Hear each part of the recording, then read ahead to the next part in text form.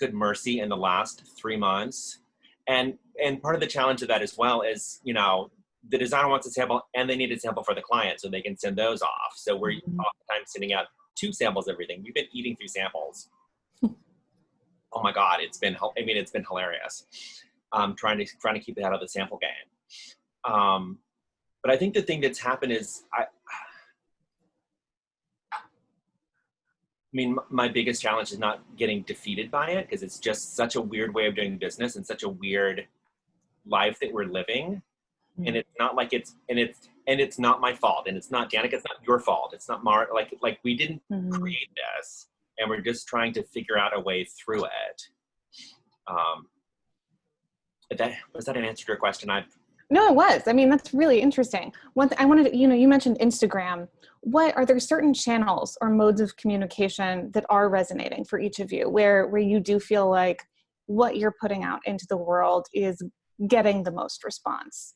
What are those places that you feel like you make the best or most meaningful connections? Instagram for sure for us. I have noticed that there's been a really strong influx of inquiries, definitely tangible sales leads, even consumer inquiries. We're driving them to our customers so that designers get customers that are coming through. And also the email marketing, surprisingly, amidst the influx of even more emails, our approach was to have empathy and not to inundate, and just to inspire and not try to reinvent the wheel at this time, and just give people the beautiful things that probably make their day a lot brighter, like me seeing Scott's work or Mara's work and seeing what people are doing. It's holding me together, other than TikTok. But I mean, like the emails, being empathetic, understanding that you can't send 30 emails a week and expect people to feel like you're not hammering them over the head. That's had a great response. And it comes down to the pretty things. Like the prettier the emails are, the happier people are, and the more they want to buy things, or they're interested for later too. And the other odd thing with the email presentation has been, like, we always used to email, I think it was Wednesday, like I've forgotten it, it's been so long since we've used this. It was like Wednesday morning at 4:45 a.m. on the West Coast, so it got to people before they got in the office. 7, 8, here. But now, like, no one's in the office. We've emailed at 3 in the afternoon on Saturday and got a huge open and a huge response. Like, you've lost that weird little metric where you can't do things on Saturday or Sunday. We've sent out pretty emails on a Sunday and gotten huge responses from it. That's interesting. I was like, Mara, what lands strongest for you so far? We're one step separated, I think, from everybody else. So we only know when we get those quarterly reports what's happening kind of out in the world. So we're not as responsible or in tune with how it's all kind of working through. And we have had kind of the same debates on, I know, like we have an Instagram feed, and we have, we've definitely invested in our website to try to, we're just trying to kind of cross-pollinate so that if somebody takes an interest in something they see and they wind up on our site, they can click through product and find the different product lines. And we're working on kind of making all of our SKUs pinnable. What can we do to support our partners? What can we do that we can control ourselves? And we also have had that debate about emails, where I find I'm watching the emails that come in, and when I see that it's somebody who's sending a weekly email, like every week they just send one, that's starting to get deleted. And when I see that it's a new email, I'm trying to be supportive of all these companies that are trying to figure it out. So I'll open it and I'll see what's happening. But if I see that it's just a company that's sending me something every week, because they, and I just think I didn't go to 200 Lexington every week, or I didn't go to the D&D every week. It's like I have planned trips. So if it looks like it's just becoming an email blast, it definitely, because we all have limited time. So I'm trying to figure out how to do it. But I also think we're learning with Zoom, even internally as an office, that I guess my big takeaway for 2020 is I'm really understanding the importance of the sales rep, where I kind of used to make it that our staff had to kind of go to the showrooms and shop and I'm kind of kicking myself now, and I think, why wasn't I being serviced? Why wasn't I okay with that? Why did I feel like that was cheating to have people show us things? So we're trying to kind of reorient how we do that, because then we can be thinking about things that are anywhere in the country. I love that. Well, and I was going to say, from the design firm side, and you mentioned this with emails, but what does resonate the most, or is it what kind of messaging, or what is it that really hits home for you as a kind of a consumer of some of this content about product? I don't know. I'm not a typical. I feel like I'm not a typical person where I really like to think for myself. Not that other people are, sheep following the herd, but I feel like I'm less social than other people, and people enjoy the interaction maybe more than I do.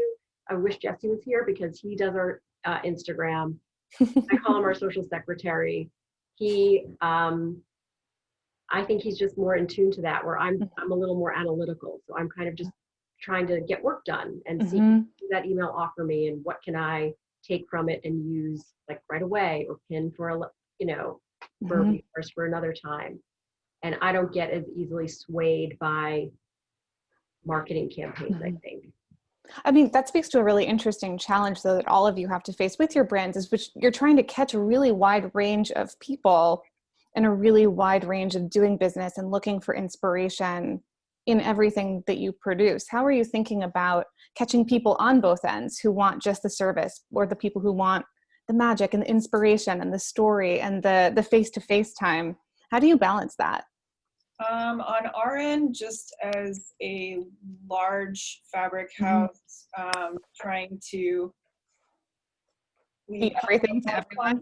Yeah, I mean, we pump content out, and actually, one of our attendees, Sarah, pointed out video. Yep. So we took an angle with video for sure to do video presentations for our reps, because they cover so much ground when they travel on the road, but now all of a sudden they're not on the ground, moving around, able to go from designer to designer. So, instead of doing giant mass emails that are video presentations or saying service, service, service, service, our reps were getting those emails sent out on behalf of them saying, I'm here to help you if you need anything. These are the channels you can reach me on at your convenience as you choose.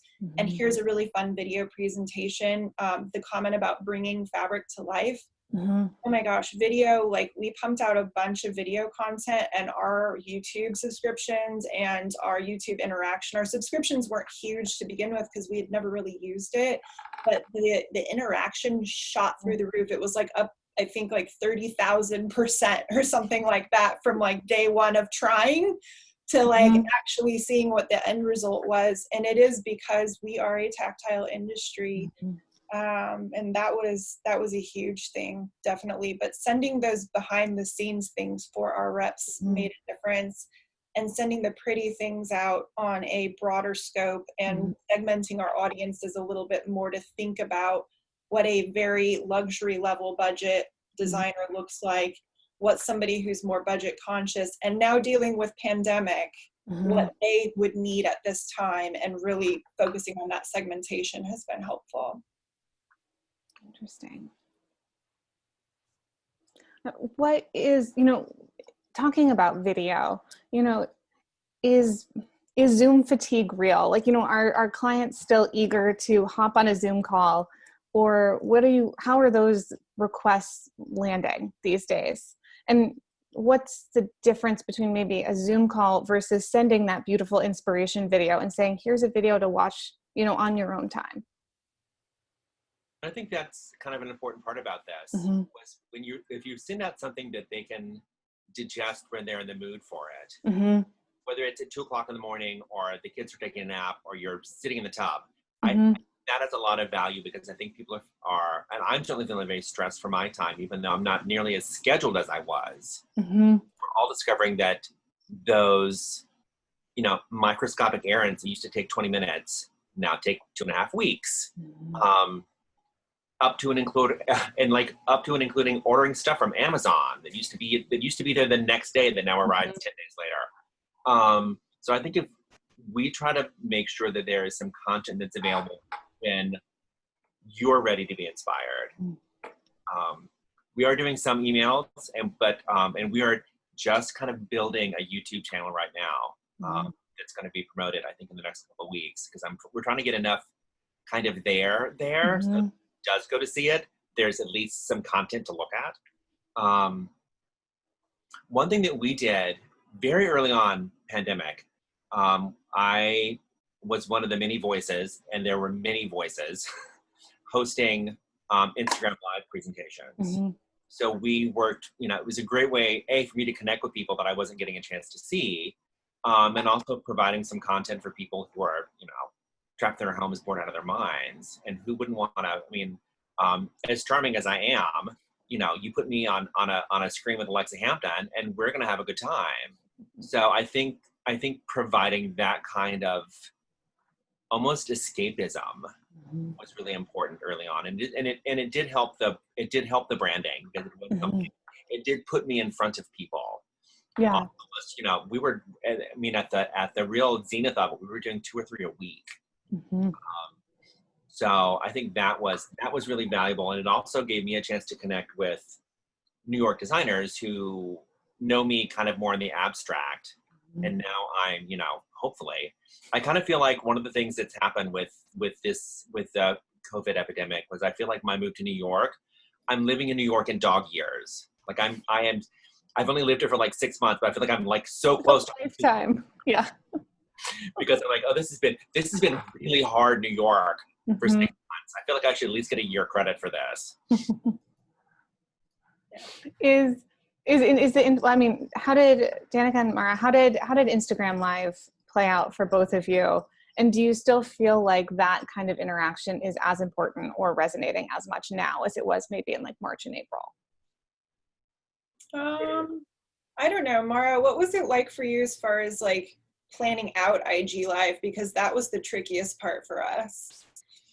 We still, I think what we haven't quite figured out is that we are this dual thing. We're an interiors, we kind of still see ourselves as an interiors company, and we have some product, and we haven't hit a tipping point. So we haven't pivoted our personal marketing to really talk about product.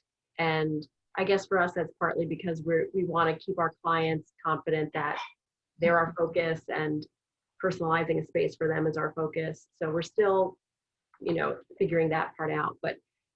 And in dog years, it feels like a million years ago, but we did do a lot of Instagram Live back in the day, probably April and May. We were doing a lot, and maybe we've done like maybe 2 a month. And I think that they really did help connect everybody. And we did one with Tom Felicia, we did one with Philip Jeffries, we did one we did a podcast with Paloma Trera. So there were all these different media things that we did that were probably based on the marketing of the Lee Jofo launch.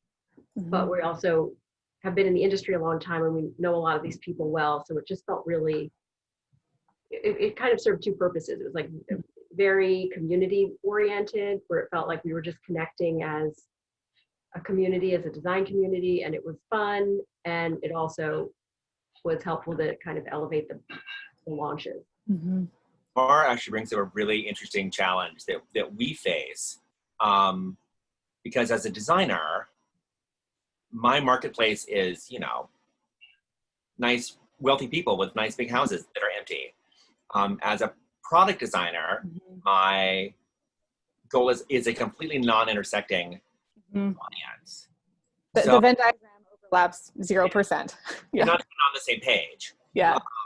So that's been one of the challenges, is I'm marketing both of those skills to very different people. We very early on, when we built our email library, I kind of pulled the trade people off to the side, so I could just send out a trade email or just send out a public email, because as lovely as Mara is, she's not going to hire me to decorate her house, because but she might use one of my fabrics in a project. And so it's just, I think you have to be very cognizant of what of who you're talking to and what part of your business you're publicizing and what part of your brand you are trying to show, and whether that audience is the right audience for that. Mm-hmm.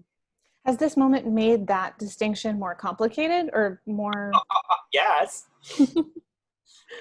Like deep and profoundly, yes. Mm-hmm. What is it about, what changed for you in thinking about those two audiences? People's willingness to spend money crashed. So it had to be something really special, really unique, really different to push someone to complete a sale, whether it's a designer looking for product for one of their projects or someone shopping our website. So I think we've had to be really magical in the content that we're putting out. It just can't be a flat picture of a fabric. That's not going to do anything. It has to be, we've done much more stylized images of all of our textiles, which we kind of did in the past, but we really do it now because that seems to be what we get the best response from. And even, you know, quote unquote magical pictures of my own work. If we're putting out something with photography from existing projects, like it has to be amazing. It can't just be a nice picture. It's got to be just a fantastic picture. So I think the imagery of it is right now what's kind of serving us the best. Is that true for Danica? Did you guys change the way that you present your fabrics now that they're much more? Pre-pandemic, we had rolled out stylized versions of our flat shots. So obviously, designers like using our flat shots of just the fabric as it is, you know, a full repeat, because you can render with them. They're already renderable. As soon as you download it, you can pop it into whatever design software you're using. But we started doing what we call hump and bumps, which is the beautiful stylized kind of curved, you know, the trim is twirling and it looks like it's, you know, dancing across the page. They're so pretty. Yeah. So we started doing those, and now we realize that they're more important now that people don't have access to tactility as much. And getting to see a color and a flat image is a whole nother thing, to see it up close and see the wool on a plaid and see how it plays around in the light and see how a velvet absorbs and reflects light. Like all of those nuances are captured. And when you were talking about that, Scott, like you have access to, you know, create this kind of world in your home and design everything as you're there, and in 20 minutes the content's ready. It's up immediately. Exactly, and that's the magic of it. The other thing that's been helpful for these more stylized pictures is my textiles tend to be very kind of dramatically scaled, and in a flat box you can't always tell what it is. But if we get a little arrangement of tulips in there, and God knows I have dug through the dishes in my kitchen and pulled food props out of the cupboard to make a little magic, but at least it gives someone who's only seeing it through photography some better sense of what the scale of the fabric is. Yeah, I think that for, as a designer, that's something I'm hoping that vendors and showrooms start to understand. That I think a lot of people were using digital as like a necessary evil, like these are all the colorways of this wallpaper. These are all instead of a deep, useful sales tool, which really just requires like 3 more shots. I want to see it. I want to see the texture. I want to see real color rendering.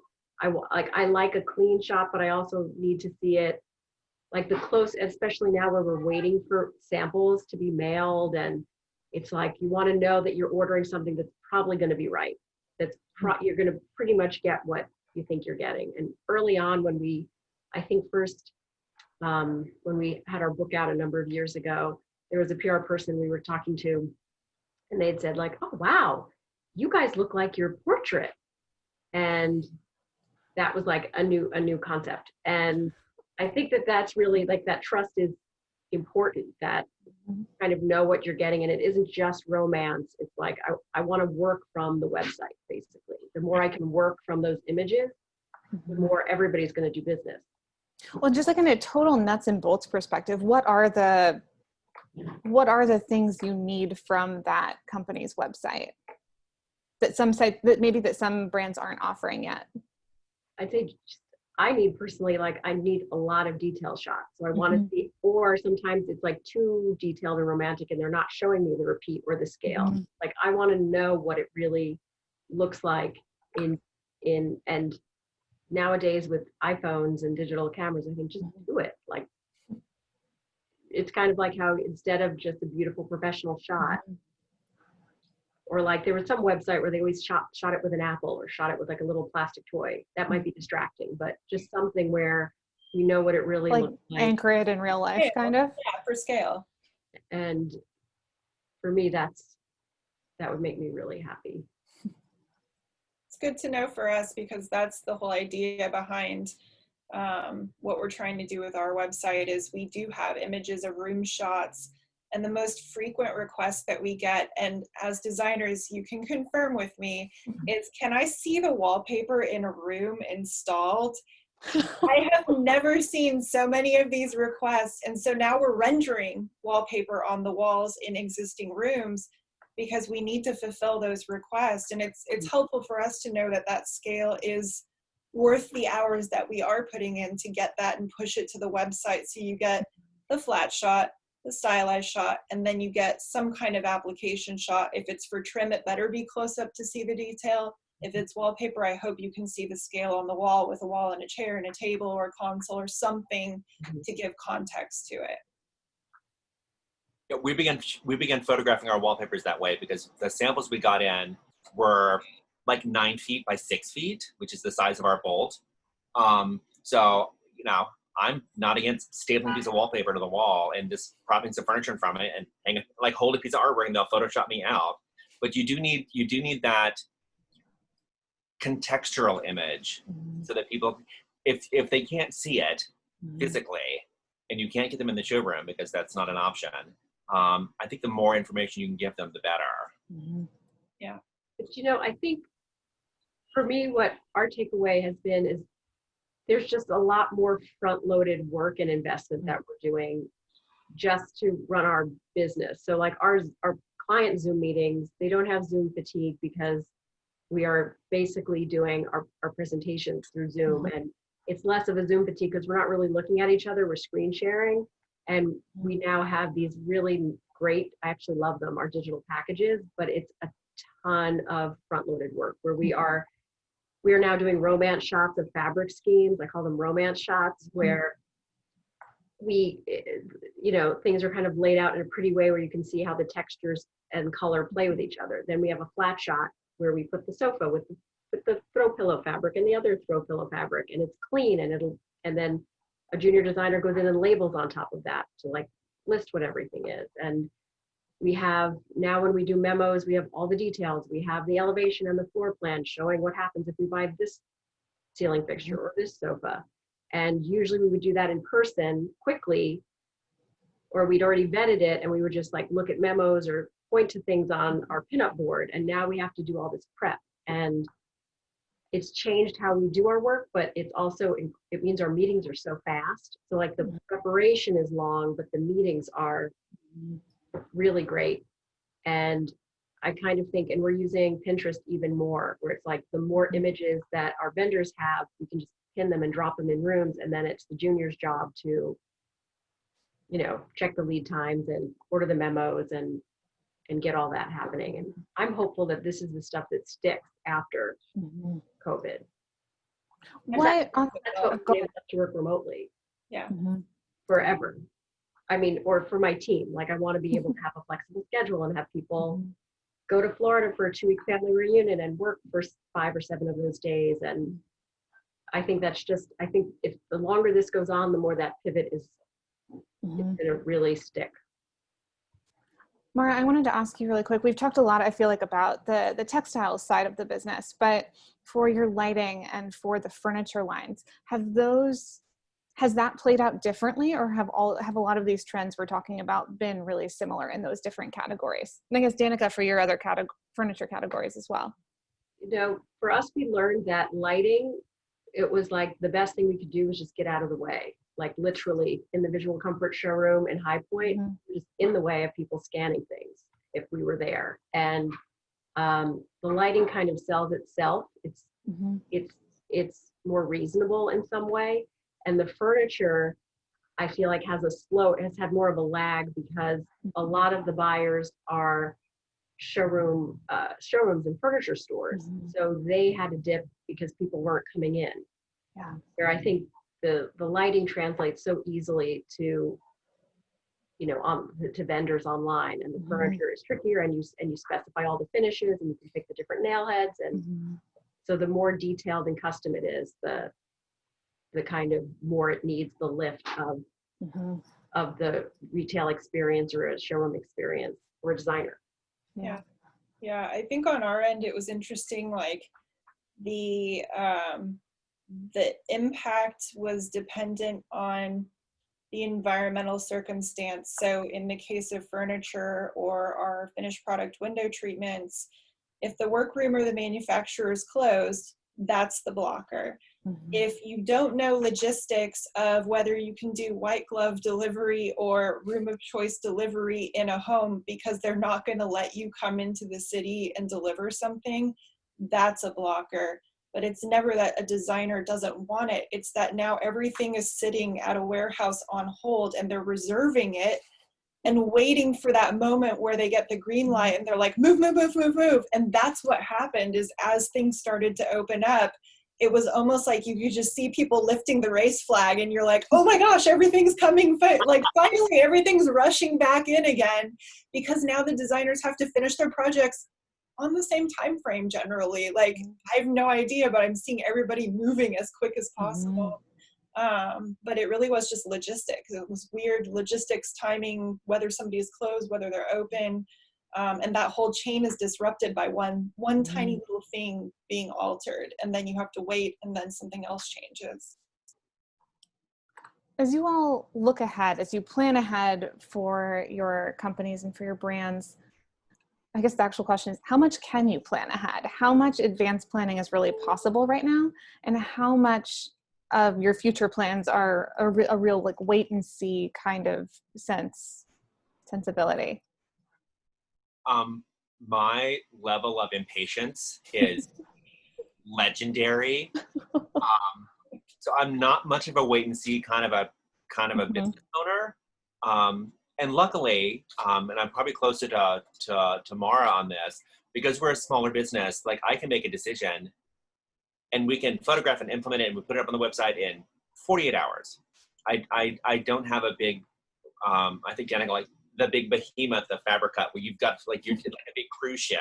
Yeah, it's a battleship. and we're a speedboat. We might even be like a kayak sometimes. I mean, we decided, Lord, 6 days ago, we're launching a fashion collection. Nice. Because I have samples of, like I was ordering samples of trousers made out of my fabrics. And I'm like, we should sell these. We have photography of these and I can take photography in the bedroom with like everything else on my website with my iPhone. And so we're getting ready to launch that probably in the next 7 to 10 days. But you just have to, I think what's changed about this is I think I'm making much faster decisions than I was making in the past because we can make them. And it's because we're so self-contained and so like, it's just, it's the Just Us Club. And so we can kind of do whatever we want to do. So I think that's making me very excited for the end of 2020. Thank God the end of 2020 and the gloriousness that will burst forth in 2021. God damn it. Yeah, I don't know what planning is anymore. I will say candidly, so we have the best project manager here and she's like a chaos mitigation specialist. And she has rewritten our calendars for everything dozens of times. And I feel like at some point she's going to reach her breaking point and just like disappear for like vacation, and she should. But it has tested my patience, Scott, so much. Like I am a logical, Like, I need stability. I need to know there's structure to this. And now I have no structure, but I'm also learning to like be like the surfer and empty the brain out and just like ride the wave and see what happens. And, you know, if you're on a giant battleship, it's a little harder to steer, but you can generally kind of start moving in a direction and just expect that, you know, no one's planning for the Spanish Inquisition. So you just need to let it do its thing. But unlike me and my little kayak, you're very unlikely to drown where I am. It's just me. So that's the drawback of that is I don't have a big corporate structure. I don't have a big corporate, you know, accounts and your footprint to help push out new product, to help push out new leads. So that's been a challenge, and I will gladly and easily admit to that.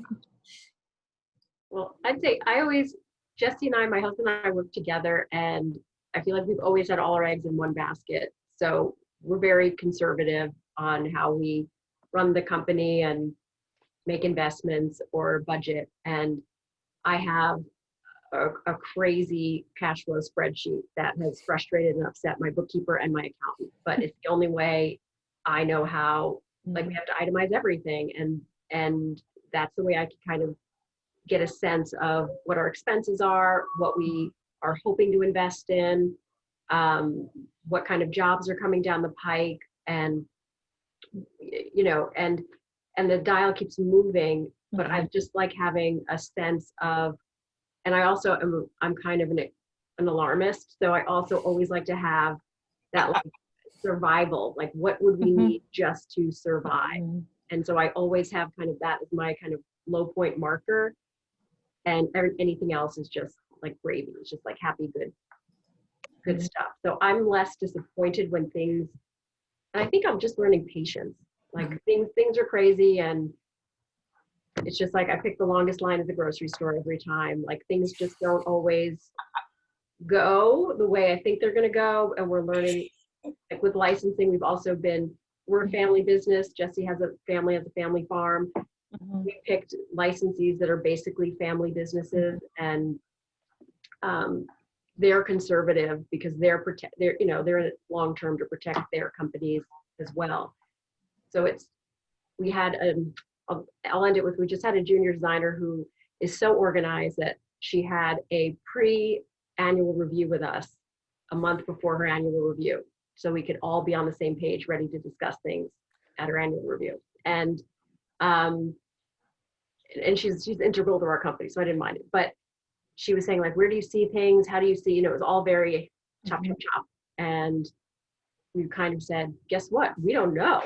We don't make plans anymore. We kind of like make goals and dreams, but we kind of don't make plans because we really didn't expect 2008 to hit. We didn't expect, you know, different things happen, and sometimes you get a crazy client and unexpected things happen. Sometimes it was the best client that was unexpected. And we just now try to just, like a battleship, just like maneuver a little more slowly and just have like this bandwidth so that we can tolerate whether it tips in a great direction or tips in a horrible direction. We've got the life preservers and the food supply and the champagne. We've got it all stacked up and ready to go. I want to speak to 2008 because that's come up a couple of times. So I was sitting in my little office in San Francisco when 2008 hit, and we lost, oh my heavens, millions of dollars of business in 36 hours. Like it just disappeared into nothing. And my goal at the time, because the economy is a living organism, it grows and it contracts. It's done that since the dawn of economies. But my goal, probably by early September of 2008, was I need to, when this comes back, I need to still be in business. I don't need to have, I don't need to be selling suits at Nordstrom and not be able to get my business back open. So I just decided that I would survive it. Through sheer force of will, that I would get through this. And we did. And nobody died and we didn't lose anything. I still have my office. I still have my little shingle out. So that's kind of how I've been approaching this. Like, I just need to make sure you know, whatever the struggle is, that I don't give up, and that giving up is the failure, not failing, but giving up is the failure. Because we've had a parade of failures in the last 5 months, but they haven't taken me down yet. So that's kind of the parallel that I see from having a design business in 2008 and having a design business in 2020. Absolutely. I wanted to revisit something, Danica, that you said at the very beginning. You used the word remarketing.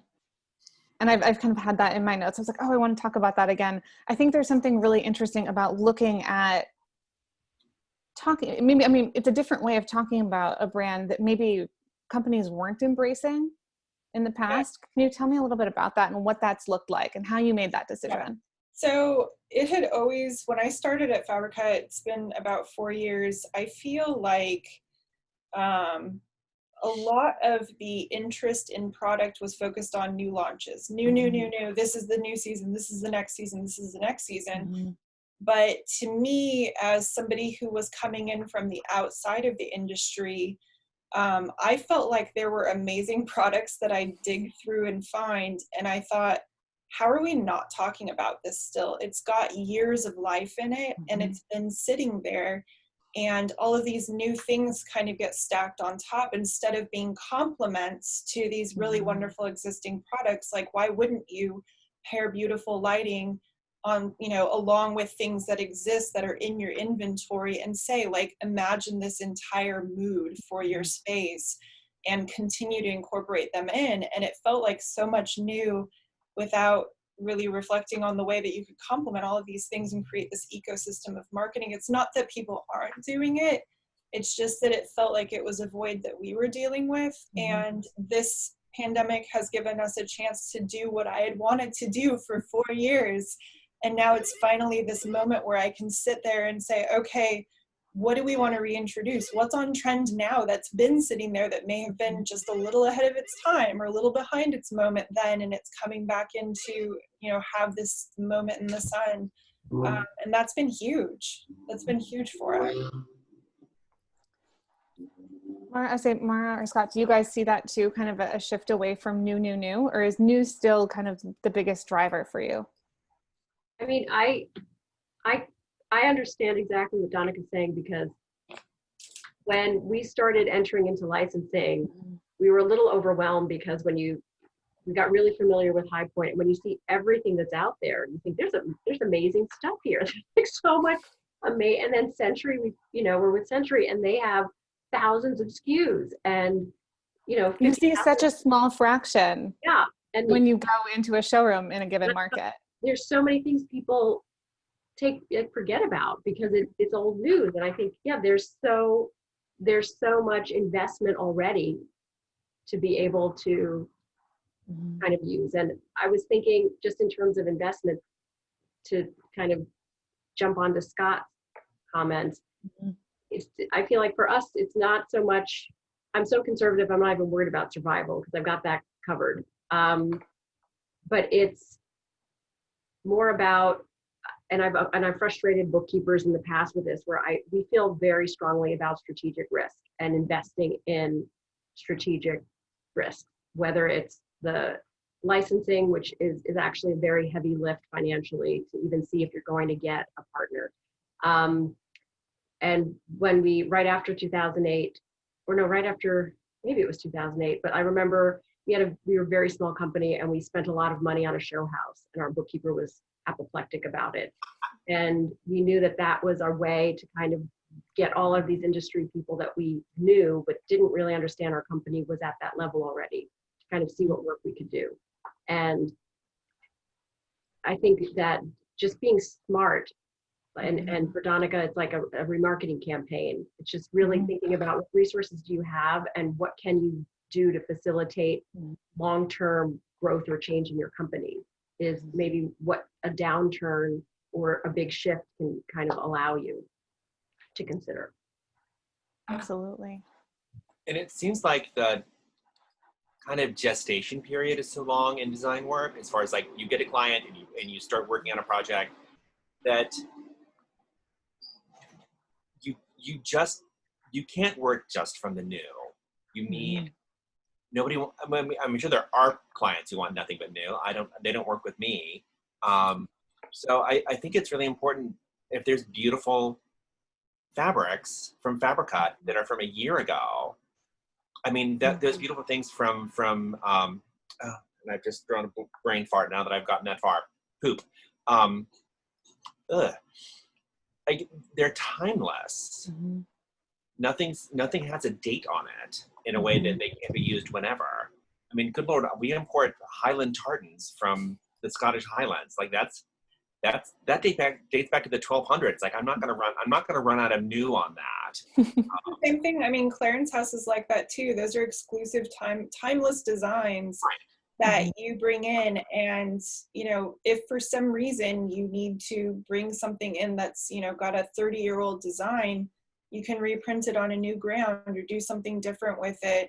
But they're designs that have their cycle in the design world. There are these moments where the colors, you know, I have at our outlet center, there's all these shorts and the colors change season to season. And you can see right now there's just an ocean of gold left over. And, you know, previous season there was, you know, some different colors that were stacked up on the wall. But I come in like every few months, I'll go in and look at it, and this wall tells me a story of what's been left behind and what's now moving quickly. And it's almost like this weird visual kind of wave of color trends. And it's the colors that aren't trending. Is that what you're saying? It's like whatever's still on the shelf is stuff that has not moved out of that outlet center. And that's, it's almost like this weird tail end consumer story of color. And those kinds of moments tell me like, oh, so if we're remarketing and all of the green things just cleared out, you know, maybe some of our palette would be really beneficial to be incorporating different complementary colors to these kinds of palettes or things like that. So it's been interesting to watch that, just coming in as an outsider initially and, you know, watching it as just a design lover and seeing that happen. We are running out of time, but I wanted to close on kind of a forward-looking thought. First of all, I guess, what are you most looking forward to? What opportunities are you most looking forward to in the rest of 2020 and as you eye 2021? But also in sort of a hypothetical world, you know, when we were talking earlier about what's resonating and how to reach people, if you had this imaginary number, $100,000, say, to spend on your business right now, where would you put it? Mara, this will make you happy. I'll be less in debt.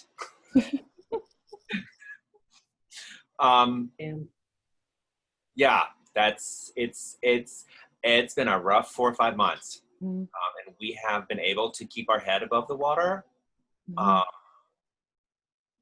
it doesn't mean that I'm not keenly aware that we are not bringing in the level of business that we were this time last year, when we had a showroom in San Francisco and I was interacting with people every day. Like we've all said, like nobody sells me like me. Nobody sells Fabricut like Fabricut. And the same thing with Care and Company. So I think being sequestered, because that's not the person that I am. And it also is not the way that we had done business in the past. So that's what I'm looking forward to, human interaction. Coming out of right. The shell. Yeah. The kind of chrysalis of 2020 that we've been in thus far. I don't know if my wings are ready to fly yet, but hopefully You're a beautiful tartan butterfly. Beautiful butterfly wings. And they're different every day. Well, I don't know. I know that we were gearing up at the beginning. You said, what were you expecting for 2020? Oh, yeah. For 2020, we had all these High Point commitments and regional showroom commitments, and we were going to be traveling kind of more than ever. And, you know, teeing up childcare to make sure we could do all of that, and then a complete reversal. So I'm trying to really enjoy this for as long as it lasts, because I do feel like the second things reopen for real, like nationwide, it's going to be such high energy, so much interaction, so many gatherings, Mhm. and we're going to enjoy it. But I'm a little nervous about the big wave of the reintegration, because it probably won't be any different than it was, but it'll feel overwhelming because we're so used to not doing anything and not having to wear pants, or Mhm. like I can do this with a ponytail. I don't have to blow out my hair. Like I think there'll be Mhm. so many things that will be a lot of fun, but I'm trying to take it for what it is and enjoy Mhm. this kind of lull, because I think once it reverses course, we will never have a period like this again. Yeah. Yeah. I think if I had $100,000 extra, um, I would not spend it on paid things. I would actually add a person to my team to support the people that have worked triple time to make Mhm. everything happen right now. In spite of everything going on, they have kids. They have to deal with the same things that Mara was talking about. Are your kids homeschooled? Are they not homeschooled? Are you the teacher? Is someone else on a computer a teacher? They are working tirelessly to adapt, and having that extra person, gives somebody a job that probably needs a job right now as a creative. And I mean, my team deserves to have every support that they need. So that's where I'd put it, is people. Mhm. People. Yeah. That's really I'd like good. that money too, if anybody has it. That would be Is gold. I'll send you my wiring information. I'll switch in my account this afternoon. is do you all expect things to go back to our old normal? Do you all expect that resurgence of in-person demands to be as strong as it was before? Or do you think there is something about this time that will linger in the design industry for a long time? I think it's going to linger in the culture. Now, never mind the industry. Like this Yeah. is, it's been a tectonic enough change that it's not like it's just all going to snap back Mhm. to, late February 2020. I just, and I don't know. And again, like I've said so many times, Who knows? Yeah. no, it's like you just kind of, you can't tell what it's gonna look like. Who would have thought we've been eating at picnic tables in the street in Manhattan? Like, who would have guessed that a year ago? Yeah, I don't think, consumer behavior is really interesting. And I say consumers, not just people, but we're all consuming on some level. Once these behaviors stick for 3 months, it starts to become part of the culture, like Scott was saying, and it's just our overall culture as human beings. I do think that what Mara said about, reintegrating and seeing each other again, I think people are craving connection, and we are connected. Like, we have to have some kind of human interaction.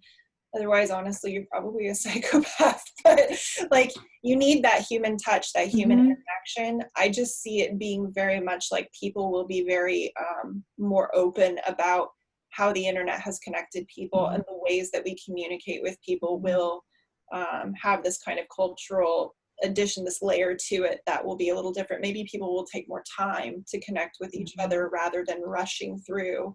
And that's what I hope personally, is more meaningful connection. That's awesome. Well, thank you all so much. This has been extraordinary. It's wonderful to see you and connect with all of you. Yeah, and thank you to everyone who joined us today. Thank you to Designer Discovery Collective for making this possible. And have a wonderful rest of the week, everybody. thank you. Bye, Thank guys. you. Bye, y'all.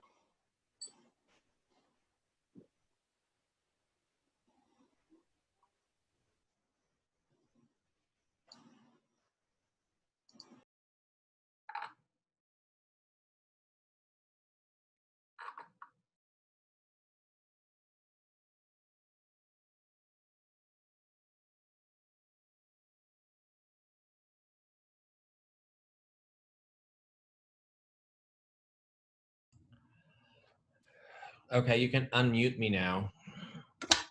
Okay, you need to stop the recording. Oh, wait, hold on. Oh, shit, right. Hold on. Oh, we're gonna